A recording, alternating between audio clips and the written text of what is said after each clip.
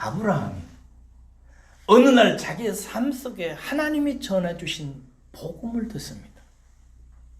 그 복음은 아브라함에게서는 시험이었어요. 전혀 기쁜 소식이 아니었어요. 그런데 그 복음을 아브라함은 즐거워했어요.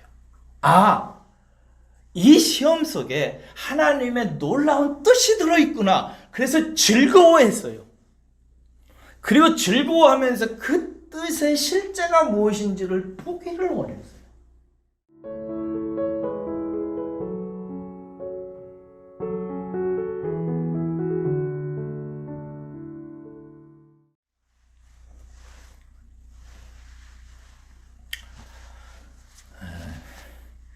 지난주 저는 여러분들에게 오늘 본문 말씀을 가지고 아버지와 아들의 도에 대해서 첫 번째 말씀을 드렸습니다. 하늘과 땅에는 아버지라고 하는 원천이 있습니다. 모든 것들이 그로부터 나오고 그로부터 말미암는 것이지요. 그래서 아버지라고 하는 인생의 원천, 뿌리, 근원이 있고요. 그로부터 나온 아들이 있습니다. 그 아들에게 아버지는 끊임없이 무언가를 보여주려고 말씀하십니다. 어찌하든지 아들이 아버지가 보고 아는 세계를 깨닫고 이해하고 준비하게 하기 위해서 아버지는 아들에게 온갖 좋은 말로 타이르고 인내하고 참으며 아들에게 그것을 전합니다.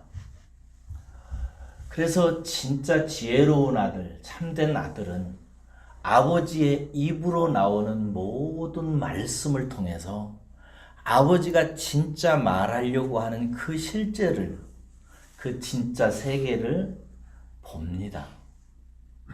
그리고 그 아버지의 말을 자기의 삶 속에서 실천하고 지키는 것입니다. 이것은 예수님이라고 하는 인생의 표본, 모범, 우리의 본이 되시는 예수님의 모습에서 잘 나타납니다. 우리가 지난 시간에 이미 살폈습니다마는 54절에서 55절에 보니까 예수님께서 내게 영광을 돌리면 내 영광이 아무것도 아니지만 내게 영광을 돌리시는 이가 있다 하시면서 아버지라고 말합니다. 여러분, 하나님 아버지는 당신의 아들 예수에게 당신의 세계를 말씀하셨습니다. 아들 예수님은 이 아버지의 말씀하신 세계를 듣고 그 세계를 보고 그 세계 속에서 아버지의 말씀을 지키려고 힘을 씁니다. 이렇게 아들이 아버지의 말씀을 지키려고 할 때 세상은 그를 조롱하고 무시하고 핍박하죠. 심지어 예수 그리스도의 그 놀라운 영광이 그들에 의해서 밝혀지고 나중에는 예수님이 그들에 의해서 십자가에 달려 처참하게 죽으시죠. 그래도 아들 예수님은 그 아버지의 말씀을 지켜냅니다. 왜? 아버지가 나의 가는 길을 아시고 나의 모든 영광은 내가 지켜내는 것이 아니라 아버지께서 내 영광을 지키시고 때가 되면 그 영광을 드러내실 것을 믿기 때문입니다. 사랑하는 나의 믿음의 가족 여러분들, 우리는 모두 다 내 영광이 드러나기를 원합니다. 그런데 하나 저와 여러분들이 마음속에 아셔야 되는 게 있습니다. 우리는 내가 돈 벌고 내가 기능과 재능을 가지고 내 영광을 드러내보겠다고 몸부림치지만 우리는 말씀을 통해서 분명히 알고 확신해야 되는 게 있습니다. 내 영광은 아버지께서 드러내 주셔야 나타납니다. 하나님께서 드러내 주시는 것입니다.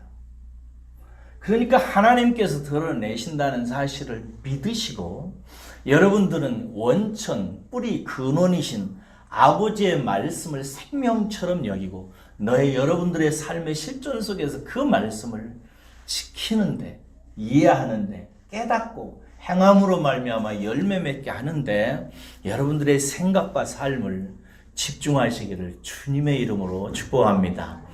그래야 나의 영광이 때가 되면 나타나는 거예요. 그런데 여러분, 오늘은 한 가지 의문을 가지고 오늘 말씀을 여러분과 나누려고 합니다.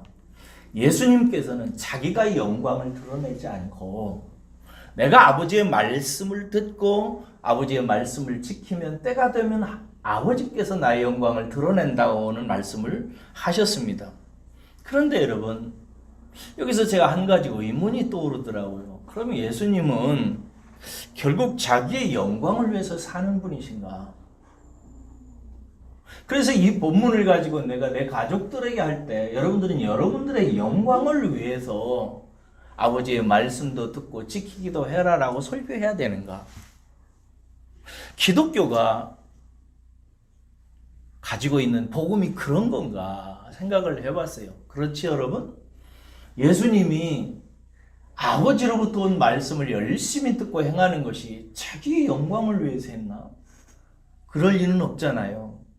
56절을 보시기 바랍니다. 56절에 보면 주님께서 말씀을 지키시는 진짜 이유를 말씀하시는데 아브라함을 통해서 하십니다. 자기를 통해서 하는 것이 아니라 아브라함을 가지고 당신이 왜 아버지의 말씀을 지키고 있는지 얘기를 하는 것입니다. 우리 56절 함께 읽겠습니다. 시작. 너희 조상 아브라함은 나의 때 볼 것을 즐거워하다가 보고 기뻐하였느니라. 아멘. 우리 한글 성경에는요, 이 문장이 한 문장이잖아요. 그렇죠? 근데 히브리어 성경에 보면 세 문장으로 되어 있습니다. 뭐라고 되어 있냐면 그는 나를 보는 것을 즐거워했다. 그리고 봤다. 그리고 그는 기뻐했다. 라고 이렇게 얘기하고 있어요. 이 본문은 아브라함이 예수님의 날, 예수님의 때를 즐거워했다. 그리고 그것을 마침내 보았다. 보고 나서 아브라함은 너무너무 기쁘게 살았다. 이런 뜻이에요. 근데 여기서 본다는 말은 헬라어로 에이덴이라고 하는 말인데요.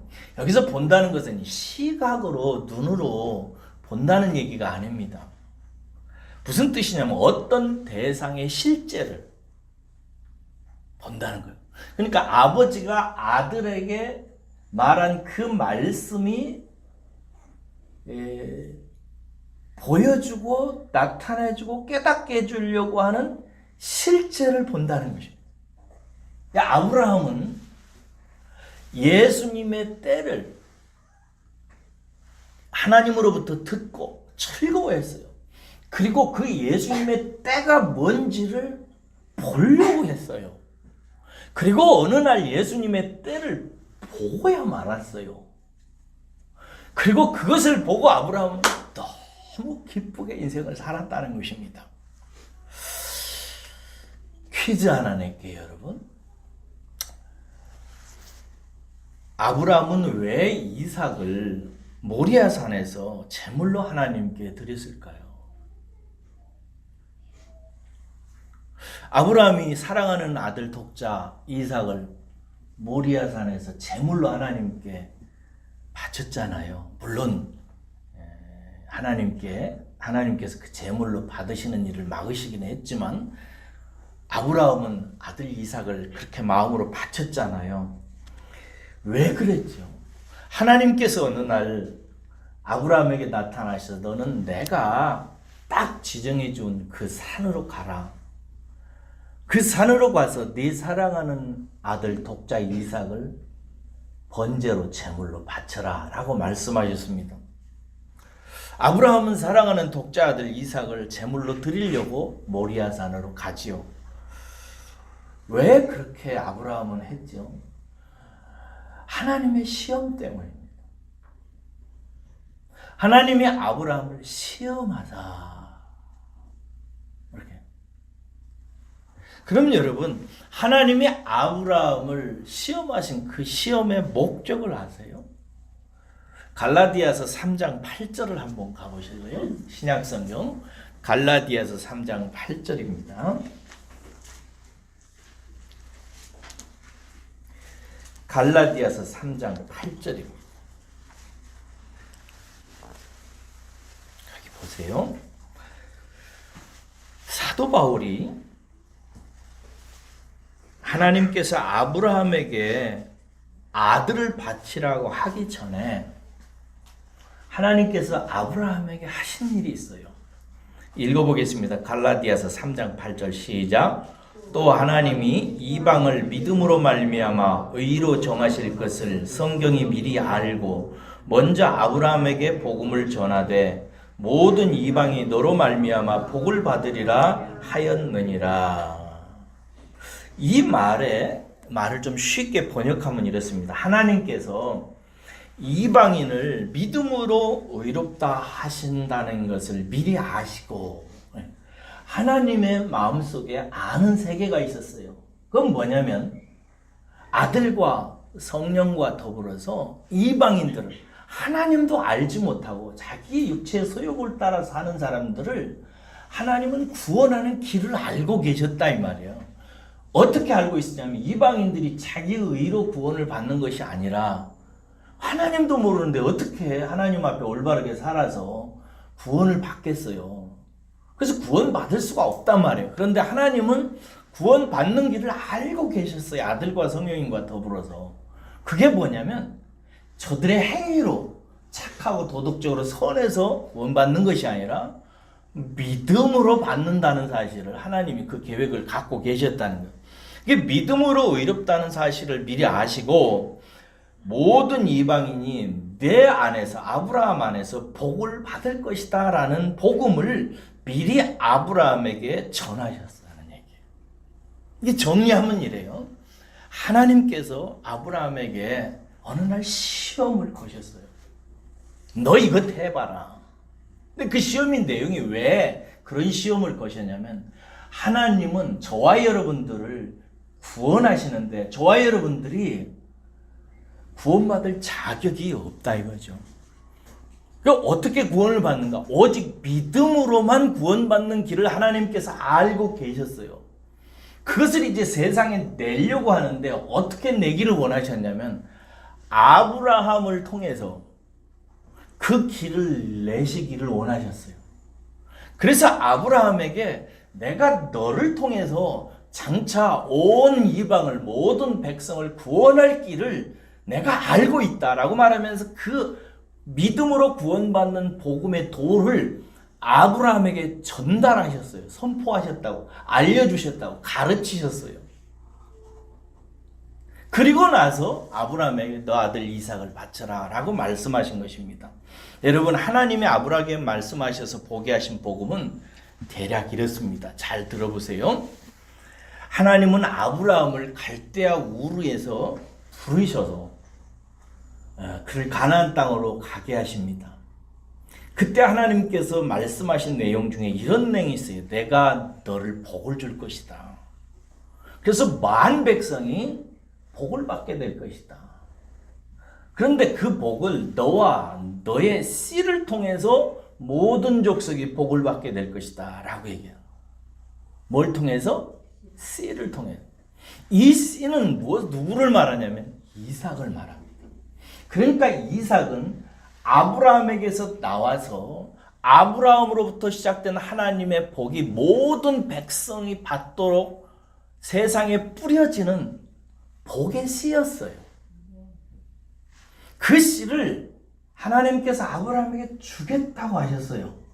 근데 그 씨가 빨리 안 왔잖아요. 몇 세에 얻었어요? 아브라함 나이 100세 돼서야 그 씨를 받았어요. 아브라함이 여러분 얼마나 기뻤을까요? 100세가 돼가지고 아들을 낳았으니 눈에 넣어도 안 아팠겠죠. 그런데 어느 날 여러분 하나님께서 아브라함에 나타나셔서 조금 전에 갈라디아서 3장 8절 말씀을 아브라함에게 전한 거예요.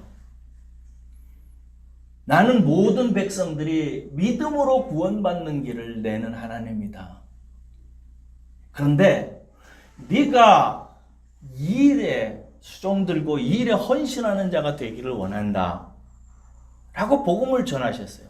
내가 장차 이방을 믿음으로 의롭다 하기 위해 내 아들을 제물로 내어줄 것이다. 내 아들은 이 세상에 와서 모든 죄인을 대신할 제물로 죽을 것이고, 그를 믿는 자들을 인도해서 천국으로 인도하기 위해서 영원한 왕으로 다시 부활하게 될 것이다. 나는 이 계시를 내 아들을 보내기 전에 먼저 세상에 전해서 세상의 나의 백성들 앞에, 모든 백성 앞에 언약의 하나님으로 기억되기를 원한다. 그리고 때가 되면 내 아들의 제사를 통해서 이 언약을 이루시는 하나님, 언약의 하나님으로, 약속을 지키시는 하나님으로, 그래서 나중에 아들에 대한 계시가 완성되어지면 하나님의 약속은 반드시 이루어지고 하나님은 성취하시는 분이라는 분으로 사람들 마음속에 새겨지고, 그 새겨진 말씀을 믿는 자들이 구원받게 하는 그 하나님으로 선포되기를 원한다. 아브라함아, 그러니까 네 사랑하는 아들 독자 이삭을 장차 내가 믿음으로 구원받도록 하기 위해서 세상에 제물로 내어놓는 내 아들의 예표로, 계시의 수단으로 네 아들을 내어놓지 않겠냐. 이것이 너에게는 시험이 될 것이다. 그러나 순종하면 너는 나를 통해서 받게 되는 모든 열방의 복의 아버지가 될 것이다 라고 말씀하신 거예요. 이게 갈라디아 3장 8절에 기록된 하나님이 아브라함에게 전한 복음의 내용에 신학자들이 대략 그렇게 해석을 합니다. 이 말을 들은 다음 날이었어요. 아브라함은 일찍이 일어납니다. 사환들과 함께 장작과 칼을 가지고 지정된 그 산으로 가요. 이게 모리아 산이죠. 이 모리아 산을 한 사흘 길을 가가지고 산 밑에 이르렀을 때 사환들에게 아브라함이 이렇게 얘기해요. 내가 내 아들하고 산에 올라가서 하나님께 제사를 드리고 아들과 함께 다시 오겠다라고 얘기해요. 아브라함은 지금 아들 이삭을 제물로 바치러 가는데 이 아들과 함께 다시 오겠다고 얘기를 해요. 그러니까 아브라함은 이삭과 함께 다시 올 것을 믿었다는 거예요? 안 믿었다는 거예요? 믿었어. 알고 있었어요. 이삭을 설사 내가 죽여도 하나님께서 다시 살리신다는 사실. 왜냐하면 이미 하나님께로부터 받은 복음 때문에 하나님의 아들이 이 세상에 와서 모든 만백성을 믿음으로 구원을 받기 위한 제물로 죽었다가 영원한 하나님 나라의 왕으로 다시 부활한다는 그 이야기를 들었기 때문에 그 일에 이삭이 예표고 시기 때문에 이삭은 다시 살아날 것을 믿었던 거예요. 그래서 히브리서 11장 17절에서 19절을 보면 이런 말씀이 있어요. 아브라함은 시험을 받을 때에, 하나님께 이 시험을 아브라함이 받을 때 믿음으로 하나님이 능히 이삭을 죽은 자 가운데서 다시 살리실 줄을 생각한지라. 비유컨대 그는 죽은 자 가운데서 도로 받은 것이니라 라고 해요. 그러니까 아브라함은 나는 이삭을 제물로 바쳐도 하나님은 내 아들 이삭을 다시 살린다. 왜? 나를 통해서 나가는 믿음으로 말미암는 복을 받은 모든 백성들의 그 복의 씨가 내 아들 이삭이기 때문이다 라고 하는 사실을 알았기 때문입니다. 아브라함은 모리아산으로 이삭과 함께 올라갑니다. 올라가서 아들을 결박하고 날카롭게 가른 칼로 아들의 멱통을 향해서 내리치려고 하죠. 이때 하나님의 사자가 나타나서 아브라함아, 아브라함아, 아무것도 하지 마라. 너는 나 여호와를 경외하는 자인 줄을 내가 아노라. 그렇게 말해요. 시험에 여러분 이렇게 아브라함이 합격을 합니다. 그런데 다음에 시험에 합격한 아브라함의 그 다음 행동을 여러분 주목해 보셨습니까? 아브라함이 우리말 성경에는 하늘을 우러러 눈을 들어 살펴본 적 이렇게 돼 있어요. 근데 히브리어 원어에는 이것도 두 문장으로 돼 있어요. 아브라함은 하늘을 우러러 보았다.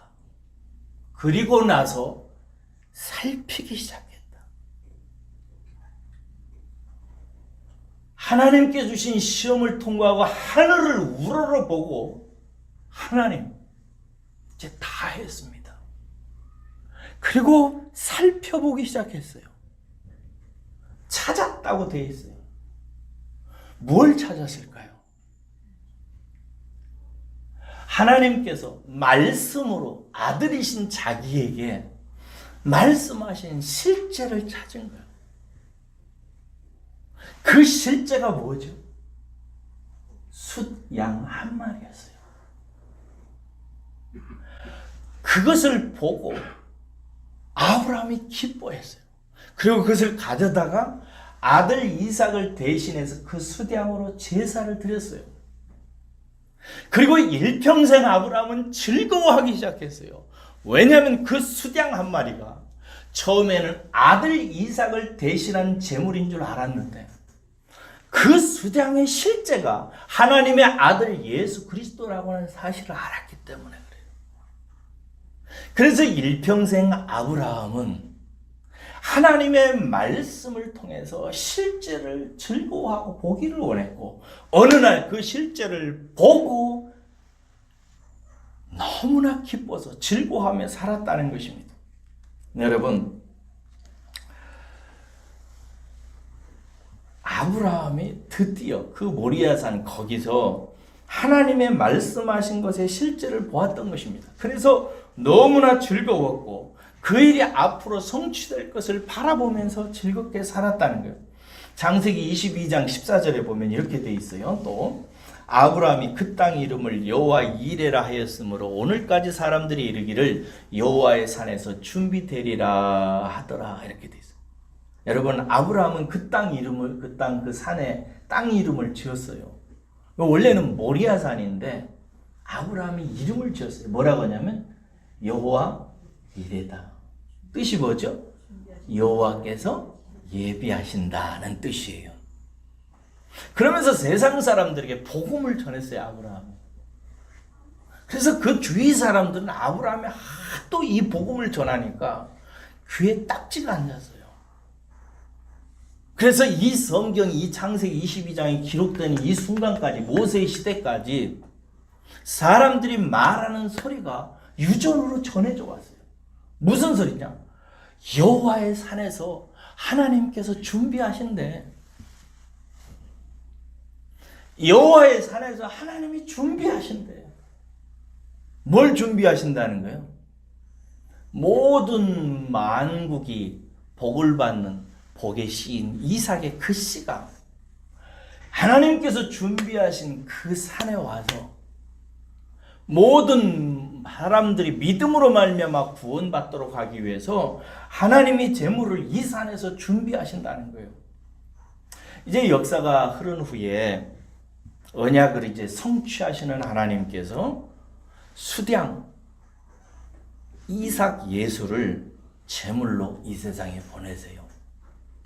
그리고 모리아산, 그 여호와 이레라고 이름 붙인 그 산에서 이 아들 예수가 죽습니다. 제물로 드려져요. 그 모리아산은 오늘날 무슨 산인가? 칼보리예요. 그 산입니다. 그 산에서 죽임을 당하고 사흘 만에 다시 부활한 거예요. 이 예수를 믿는 모든 사람들은 그 후로 그 죽었다가 부활하신 예수 그리스도를 믿기만 하면 그 믿음으로 말미암아 의롭다 함을 얻고 구원함을 얻게 되는 것입니다. 여러분, 아브라함이 보려고 했던 그 때가 언제냐? 이게 중요합니다. 예수님께서 말씀하시라 아브라함이 나의 때를 즐거워하고 그리고 결국 보았다. 그리고 그것을 보고 너무나 기쁘게 인생을 살았다라고 하는 말은 예수님께서 때라고 말씀하시는 그 때가 언제를 말하는지 제가 누차 말씀드렸습니다. 예수님께서 나의 때다라고 하실 때는 언제라고 그랬죠? 예수님이 십자가에 달리시고 부활하시는 때를 말하는 것입니다. 이게 아브라함은 이미 오래전에 하나님께서 보내신 재물이 이 세상에 와서 죽고 부활할 것을 즐거워하고 기대했고, 그리고 기쁨으로 그게 무엇인지를 탐구하고 기도하고 깨달아서 보게 되었고, 그것을 보았을 때 일평생을 즐겁게 행복하게 기쁘게 살아갔다는 것입니다. 자, 이제 정리하면, 길게 설명했지만 간단히 이야기입니다. 아브라함이 아들 이삭을 바친 이유는 복음 때문이라는 것입니다. 복음 때문. 너와 내 씨로 인하여 모든 족속이 복을 얻을 것이다. 내 아들을 바치는 이 말이 너에게는 시험이 되겠으나 너는 이 일로 인하여 놀라기도 하고 고통스럽기도 할 것이나, 네가 나의 말을 듣고 내가 말하는 실제를 경험하게 되면 너는 일평생을 기쁘게 살 것이다. 여러분, 예수님이 아버지의 말씀을 통해 실제를 보고 지키는 이유가 바로 여기에 있습니다. 세상의 모욕과 핍박으로 자기의 영광이 완전히 짓밟혀도 기쁘게 그 길을 간 이유가 여기 있어요. 그게 뭐냐? 당신이 복에 씌이고 당신을 통해 세상이 복을 받을 것을 알았기 때문입니다. 아버지는 아들에게 당신의 세계를 말씀으로 보이시고, 아들은 자신의 인생에서 아버지가 말씀하신 그 말씀의 실제, 그것을 보고 기쁘게 그 일을 위해서 자기 인생을 사는 것이 아들입니다. 그래서 이런 사람들은 자기 자신이 세상의 복의 씨라는 사실을 자기의 어려운 환경 속에서 깨닫죠. 제가 언젠가 여러분들에게 말씀을 드렸습니다. 나는 복덩어리라고. 여러분이 생각할 때 제가 하는 이 말을 어떻게 받아들일지 몰라요. 여러분, 저는 진짜 복덩이입니다. 나는 진짜 귀한 존재예요. 왜 귀한 존재냐? 나를 통해서 세상의 복을 받을 것입니다. 이것이 예수님이 아버지로부터 받은 말씀을 보고 기뻐하고 즐겁고 기꺼이 십자가를 감당한 이유가 되었듯이, 저도 저의 환경 속에서, 저의 인생 속에서 어느 날 하나님의 말씀을 제가 들었습니다.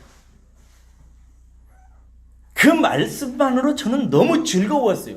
근데 그 말씀을 묵상하면서 그 말씀의 실제가 무엇인지를, 구체적인 실제가 무엇인지를 보게 되었어요.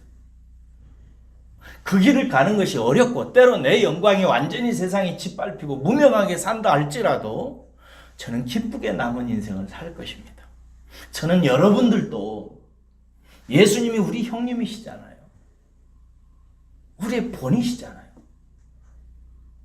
하나님의 아들들에게 보이시려는 모든 아들들이 보고 깨달으라고 보이신 우리 인생의 샘플이고 우리의 본이시잖아요.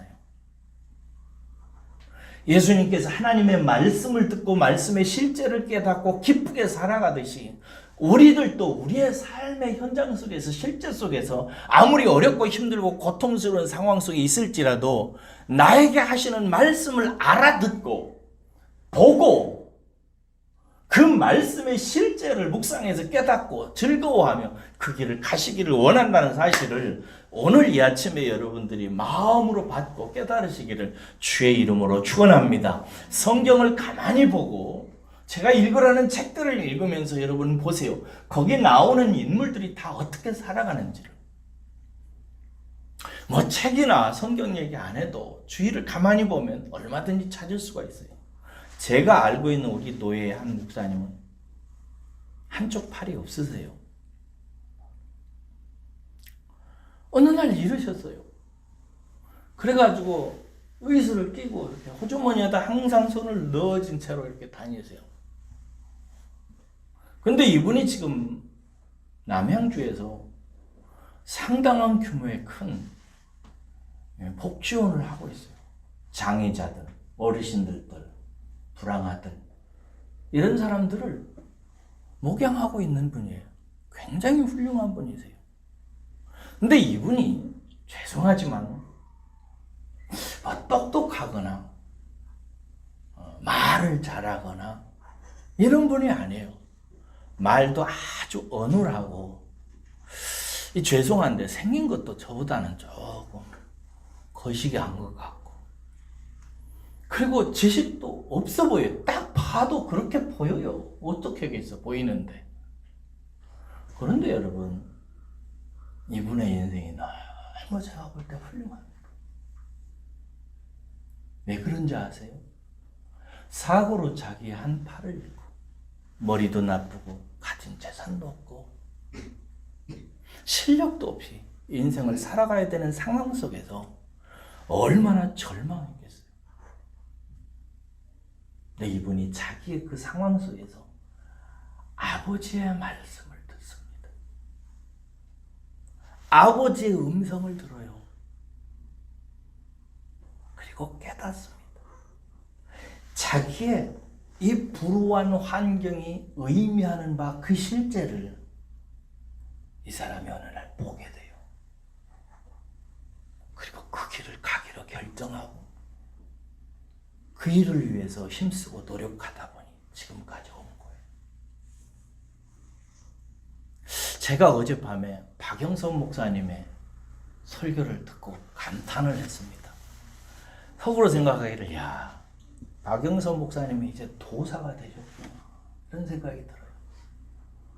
얼마 전에 제가 어떤 그 유튜브를 보니까 한국 강해설교의 전설 박영선 목사 이렇게 소개되더라고요.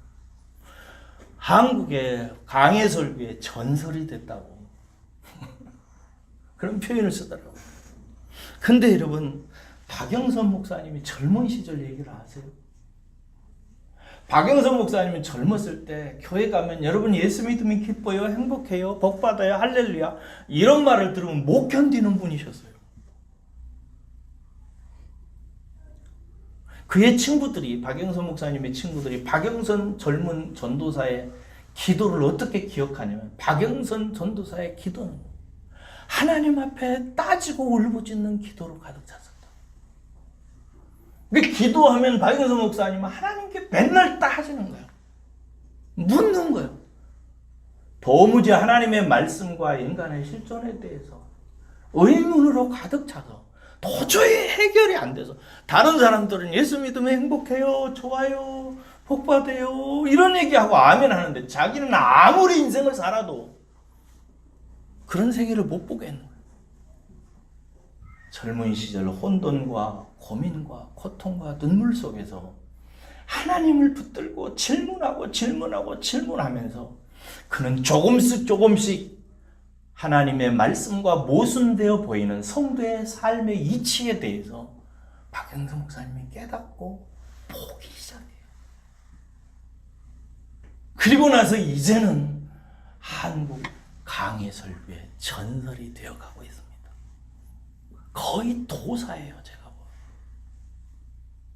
말씀과 인생을 달관하셨어요. 여러분 뭐 하는 거예요?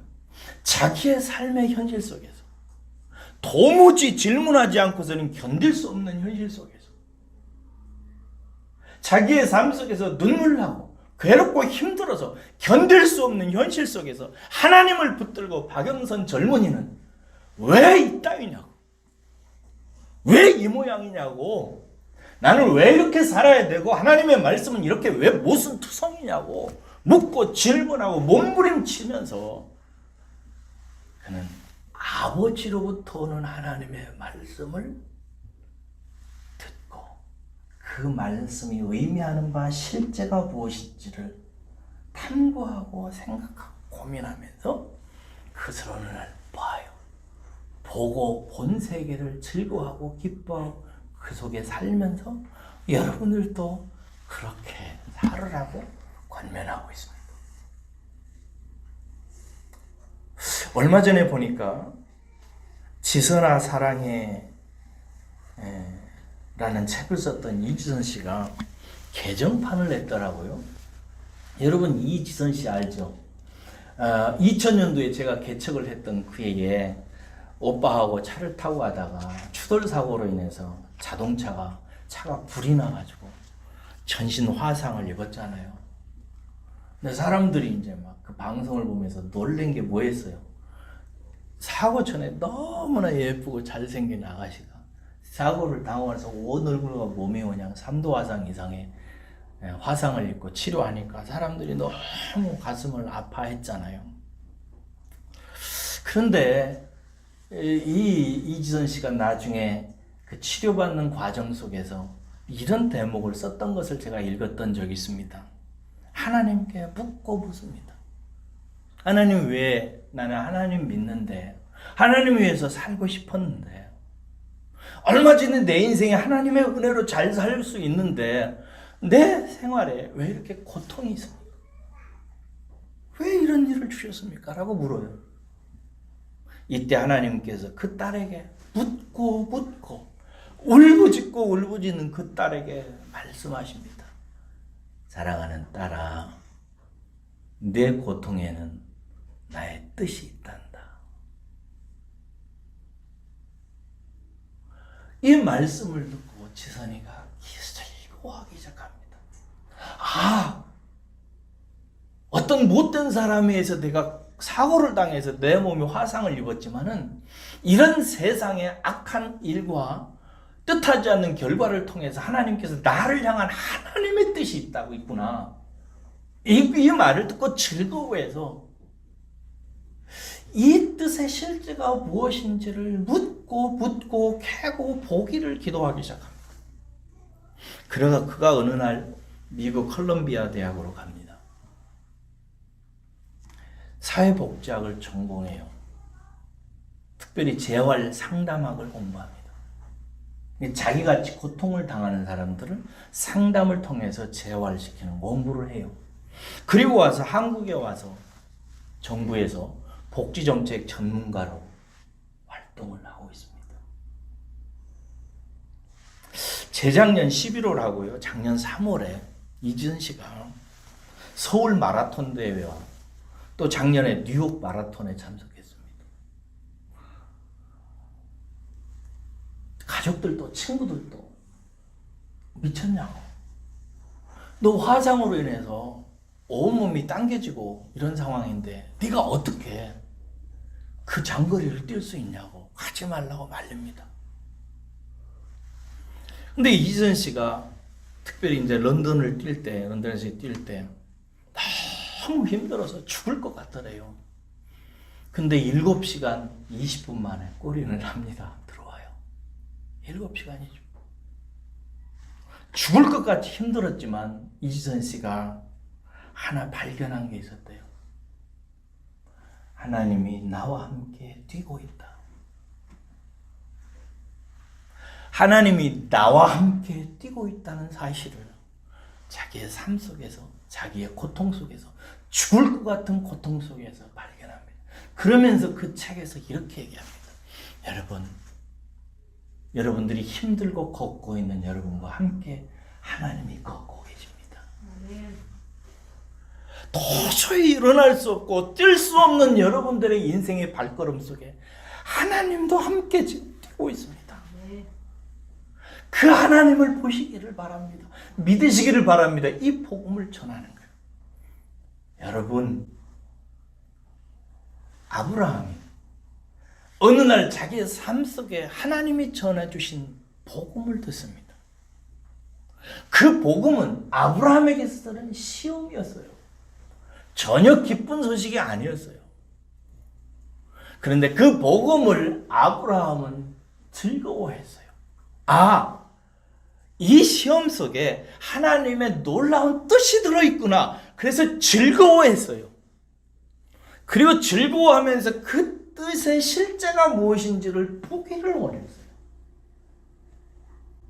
자기 아들을 바치는 과정을 통해서 그 실제를 봤어요.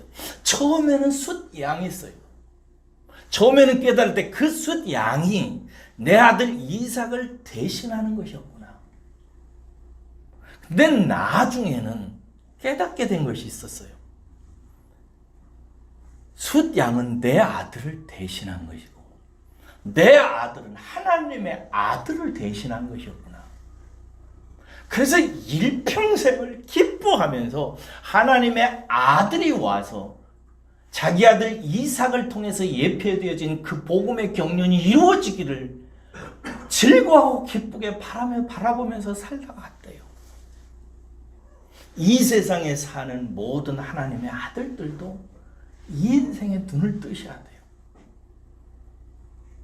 제가 알고 있는 남양주의 목사님처럼, 박영선 목사님처럼, 또 이지선 씨처럼 자기 삶 속에 말씀하시는 하나님의 음성을 듣고 그 음성의 실제가 무엇인지를 공부하고 묻고 깨달아서 드디어 어느 날 내 인생의 실제인 그것을 보고 즐거워 기뻐하며 사는 것입니다. 저는 여러분들이 하나님은 여러분들의 아버지시니까 할렐루야 아버지요. 하나님은 우리의 아버지십니다. 아버지는 뭐하는 분인가? 당신이 알고 있는 세계, 당신이 펼쳐놓으시는 세계, 그리고 앞으로 당신이 이루시려고 하는 세계를 아들인 우리들에게 말씀하시는 분이세요. 저를 통해서도 말씀하시고 여러분들의 인생을 통해서도 말씀하신다고요. 아들은 참 아들은 그 말씀을 듣는 거예요. 그리고 그 말씀이 의미하는 바 실제가 무엇인지를 보는 거예요. 그것을 보고 기쁘게 살아가는 것입니다. 그 인생을 살아가는 날 동안 아버지는 그 아들을 지키십니다.